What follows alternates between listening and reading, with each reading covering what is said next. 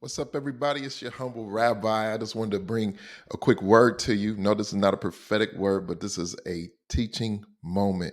Minister Jon-Paul Stephen, listen, I wanted to talk to you about the truth about Job. Yes, the truth about Job. This is a story. The story of Job is a story that I've talked to so many about concerning how horrible it is to read and how unjust and how unfair it seems that God would just do something or allow something to an upstanding, righteous man because it was his prerogative to do.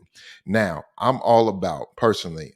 I've learned, I've been humbled and had to learn how to accept God right there at his sovereignty, how to accept the most high God, how to accept Yahuah at the level of his sovereignty, where understanding doesn't have to be a prerequisite for me moving with him.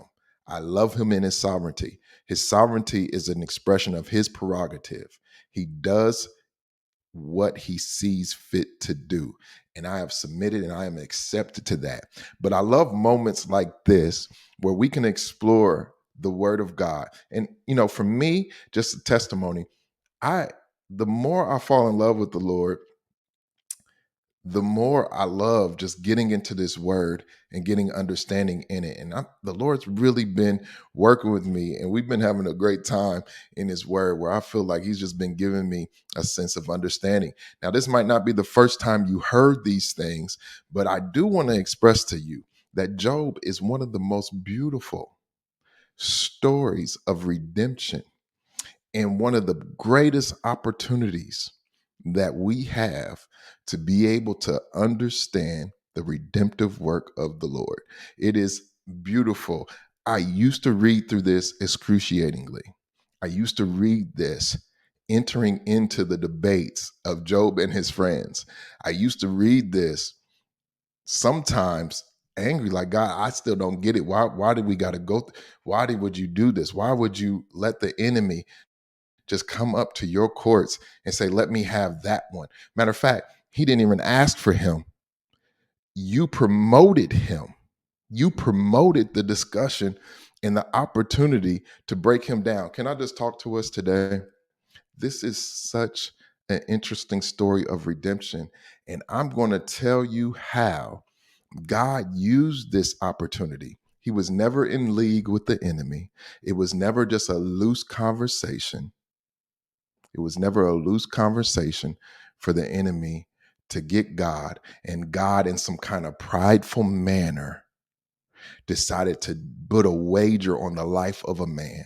And this man loses his children and all these different things like this.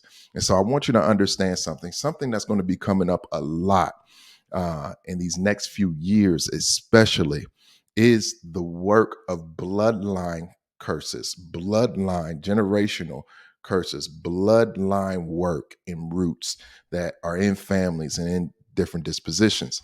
That's a whole nother topic, but it is a big part of what was going on with Job and his situation. Job was a righteous man. The word clearly says that when you read Job chapter 1, and we're going to read a little bit of that right now. When you read Job chapter 1, it shows you clearly this man of God honored God, loved God, didn't want anything apart from God, wanted to be with God, loved his ways, honored his ways. That's how he was living. His heart was for God. Job was upright in every way. And you will see in the deliberation between God and Satan that Satan, uh, when God promoted Job for this task to enlighten us for redemption in a different way and to see another perspective of God, uh, you'll see that this hedge that God had around him because of his righteous, because of the way he was living, not because of the acts, but it was really his love for God that established the way that he operated. And that relationship was precious to the Lord. It wasn't something that God put out to test as a discard, and that, I'm God, you're not, so deal with it. That's not what we were seeing here at all. And so I want to make this really clear. as fast as I can. And so listen to this. In Job 1:4-5, it reads this: and his sons went and feasted in their houses, every one his day, and sent and called for their three sisters to eat and to drink with them. And it was so, when the days of their feasting were gone about, that Job sent and sanctified them, and rose up early in the morning and offered burnt offerings according to the number of them all. For Job said, it may be that my sons have sinned and cursed God in their hearts. Thus Job did continually. And so now there's this speculation as we read the text that in the feasting, in the partying, in the feasting, in the drinking, and in the inviting of their sisters, it was very important, Job's 10 children, that we understand that the dialogue is not without reason. These men were drinking and partying and feasting, and then they called their sisters unto them. And so, as they're partying, they're calling their sisters to them, and their father has a tinge in their spirit that it may be that my sons have sinned against God and cursed God in their hearts. To curse God in their hearts. When you read on down in the chapter, it shows us again that they called their sisters unto them again. And now at this point in time, the conversation between the enemy, Satan, and God already happened. And so he said, don't take his life, but you can touch anything else. Why could you touch anything else but not take his life? There were spiritual laws in practice in this first chapter. It was the sins of his sons and his daughters that caused Job to erect an altar and make burnt sacrifices for them. He was trying to atone for the fact that they've sinned and may have cursed God in their hearts. And so they're partying again in the same chapter after the agreement was made that something can be touched. That something can't, it's a lot of things under the jurisdiction of what the enemy can touch now. And during that time, they entered in partying and drinking again and called them their sisters to themselves. Now, it doesn't say this word for word, but there was some there was some expression. I gotta be light about some of this stuff. There is an expression here that the reason why they was calling them sisters to themselves was to bring about a level of activity sexually where they would sin against themselves and they would sin against God, and then in their own hearts curse God and were giving themselves over to the fullness of their flesh. They weren't honoring God the way that their father was. And so what God was doing, the same way that he sent Israel into Canaan to drive out bloodlines, to rid the land of accursed bloodlines and satanic practices that was going on. They were under the influence of other spiritual activity while they were engaging in what they were engaging with their sisters. And so because of that, there was a legal right that the enemy had. When you read the text, it says that he was searching to and fro. He wanted to see what he can get into. But there was a hedge around everything that belonged to Job. But still the enemy, because of what the sons and daughters was doing, had a legal right to something. He had a legal right to touch something. And so God removed the hedge. But the whole purpose of it wasn't because he wanted to cause Job to have problem and Job to lose his children and Job to lose flock and Job to lose servants. It wasn't for that, because some of the servants were serving at those parties too, but we can get into that maybe later. It wasn't because of that. It was because there had to be a redeeming of Job's blood. There was a righteousness, and God couldn't allow what was going on in Job's generations to go on from generation to generation. There was a hedge around Job because of his righteousness and what belonged to Job because of his righteousness. But because of what his sons and his daughters were in, the altar that he raised and the offering that he raised, the redemption was God bringing about redemption to his generations. When you read down into chapter 8, Bildad, one of his friends, began to speak to him. And in verse 4, he says this: if thy children have sinned against him, talking about the Most High, and he have cast them away for their transgression. What you have to understand is a lot of times we remove ourselves from the aspect of suffering, because when Job took that offering for his children and the sins that they were committing, when he took that offering, there was an external sacrifice or an external suffering. There was an altering, something got slayed, and there was a burnt offering, but that's an external suffering, external suffering for an internal reward. And so we disassociate the suffering that happened at that time because it was an animal that died. So an animal, and it talked about all the animals that Job owned because he was very wealthy. And so an animal died because of their sins. And so we see that the suffering is external. The children didn't suffer after the first time. Job didn't suffer. It was an animal that suffered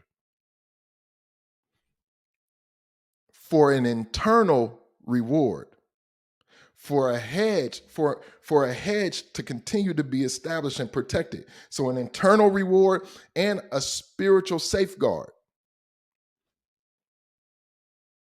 An animal died. It was an external suffering. It wasn't their blood. That's in the Old Testament.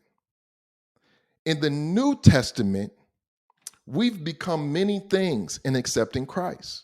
This is why the law of Christ takes precedence over everything, because now you're not being judged by how well you can fake and observe outward things.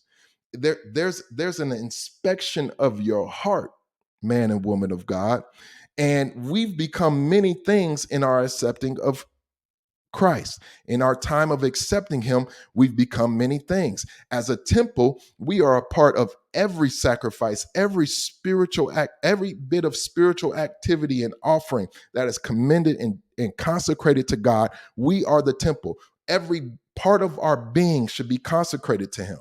We are the temple. We have become a temple of the Most High God. We're not walking and traveling miles and miles to go to a temple to do an offering. We are the temple. But guess what else? We are also a living sacrifice. My God, this is our identity. We house the presence of God. He dwells here in us. And so we're consecrated to God for him to dwell. But at the same time, we've become a sacrifice. Jesus, to honor this, he was the initiator. He was the author and the finisher of our faith. He is the author and the finisher of our faith. And so he initiated this practice and became a sacrifice. We are living sacrifices. And so no longer is there an external sacrifice, an external suffering that constitutes the changes that's needed internally. Now there is a suffering that we have to become acquainted with in order for those changes to happen. This is why Paul said, I want to know you in your suffering. I want to know Christ in the fellowship of suffering.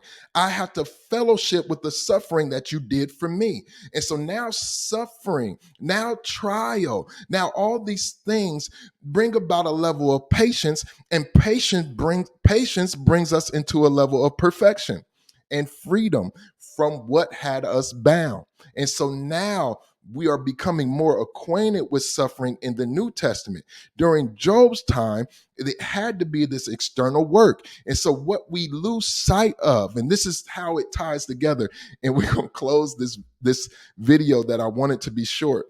This is how it all comes together. Because we've become so many things, and because of the external work at the altar, it yields this internal impact. We can't disassociate ourselves any longer from the suffering. And so, this redemptive work, what Job did at the altar in chapter 1, what he did, the offerings, the burnt offerings that he was bringing for his children brought about suffering.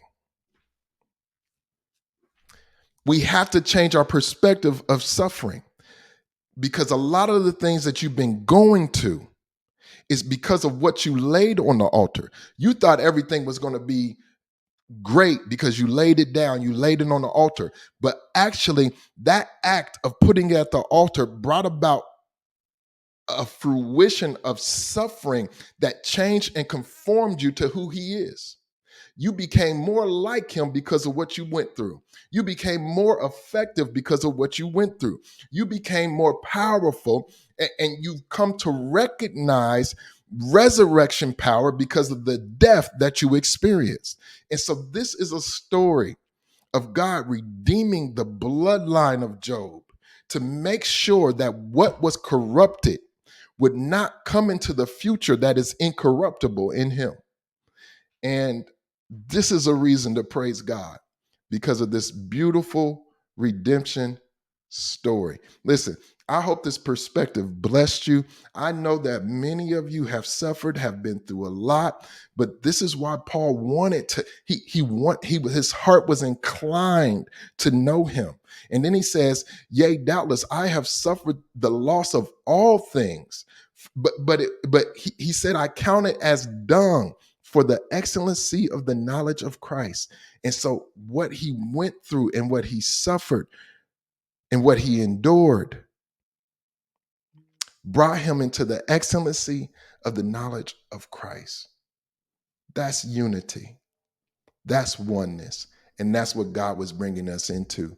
And so many of you who have suffered for season after season, time after time, I want to encourage you today. Be prepared for your double. God's about to release and do a new thing in you. I hope this word blessed you. Listen, Humble Rabbi out, but I want you to do me a favor. Hit the thumbs up, like, subscribe to this channel, hit the bell notification so that you don't miss videos like this. This has been a teaching moment by your humble Rabbi, Jon-Paul Stephan.